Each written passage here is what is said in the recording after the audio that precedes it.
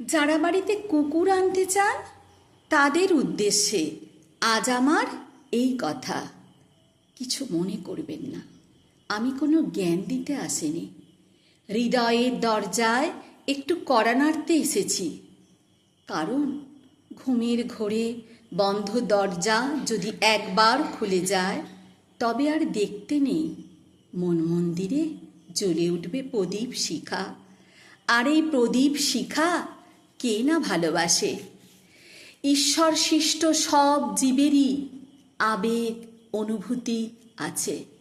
বিশেষ করে আমরা সবাই জানি সারমেয় অর্থাৎ পারিয়া, যাকে আমরা সকলে কুকুর বলে জানি, তার এই আবেগ অনুভূতি বড্ড বেশি।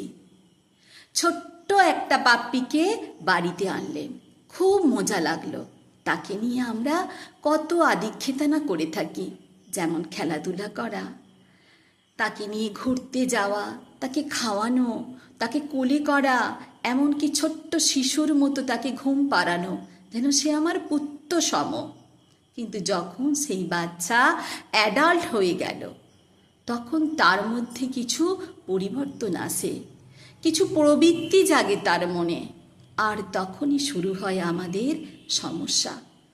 তখন আর আমাদের তাকে ভালো লাগে না, তাকে আর সহ্য করতে পারি না আমরা। সব আদিক্ষেতা উড়ে যায়। আমরা কি করি তখন?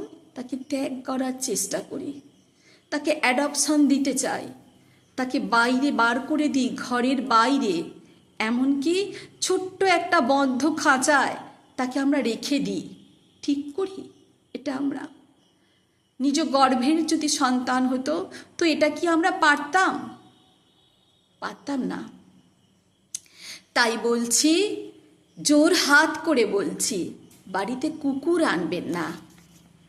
বাজারে অনেক রকমের খেলনা কুকুর পাওয়া যায়, সেটা কিনে আনুন।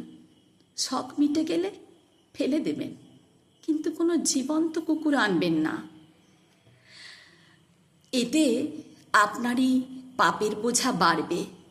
যতই আপনি দুবেলা ঈশ্বর নাম করুন না কেন, আমরা সবাই জানি মন্দির মসজিদ গির্জায় ঈশ্বর আল্লাহ গড থাকে না। তিনি আছেন সর্বজীবে। জীব সেবা শিব সেবা, মনি ঋষিদের এই উক্তি আমরা অস্বীকার করতে পারি না।